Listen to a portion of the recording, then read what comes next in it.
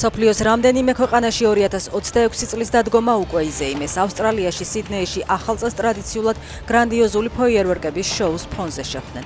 იქამდე კი დღესასწაული ახალ ზელანდიაში, ტონგაში, სამოასა და კირიბატის რესპუბლიკაში იზეიმეს.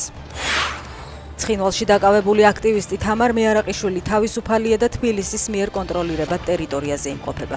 მეარაყიშვილის საოკუპაციო რეჟიმმა 23 დეკემბერს ჯაშუშობის ბრალდებით დააკავა და ორთვიანი წინასწარი პატიმრობა მიუსაჯა. მეარაყიშვილმა პროტესტის ნიშნად მშრალი შიმშილობა გამოაცხადა, რის გამოც გუშინ საავადმყოფოში გადაიყვანეს.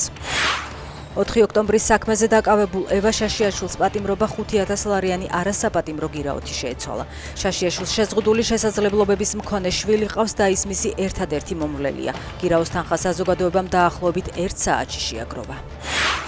ჩვენი პარტნიორობა ამერიკის შეერთებულ შტატებთან, რომელიც დიდი ხანია ჩვენი უსაფრთხოების საიმედო გარანტია, იცვლება, აცხადებს გერმანიის კანცლერი. მერცის თქმით, ევროპელებმა საკუთარი ინტერესი უფრო ძლიერად და დამოუკიდებლად უნდა დაიცვან.